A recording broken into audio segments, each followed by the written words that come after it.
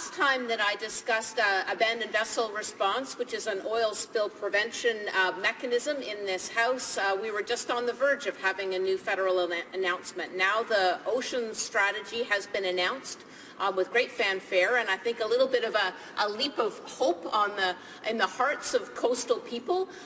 However, some weeks later, we have still seen no content, no additional confidence is coming from the details that have been released so far. And so I'd like to talk through you, Mr. Speaker, with the representative for Environment and for Transport on this file. So we recently had the Prime Minister say, as a community, we need to protect our magnificent oceans.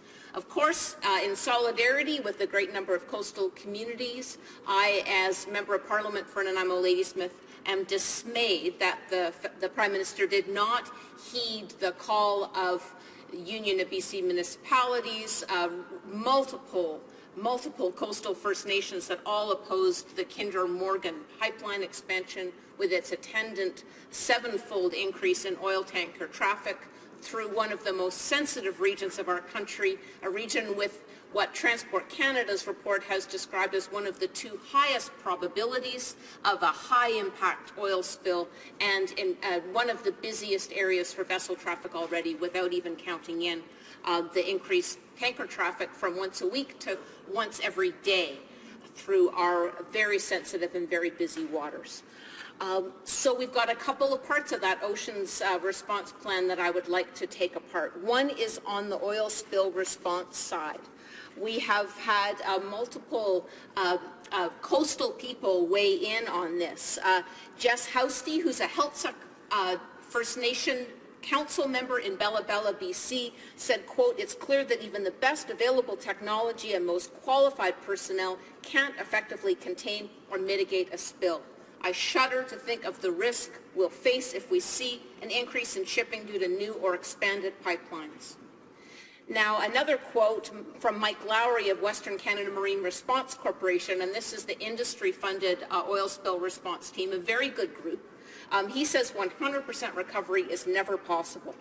And one of the most frequently cited stats contained in a 2013 report for the federal government on oil spill readiness is that even with optimal conditions, only 5 to 15% of spilled oil is ever recovered using booms and skimmers.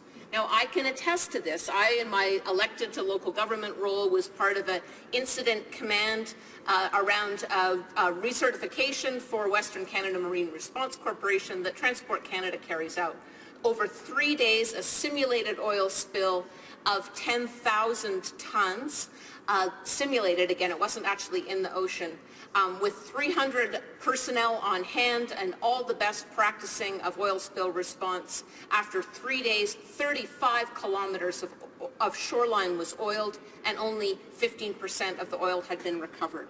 Now, this is paralleled by the terrible situation with the Nathan E. Stewart, where tens of thousands of liters of diesel oil were spilled. It took 20 hours for Coast Guard to get there.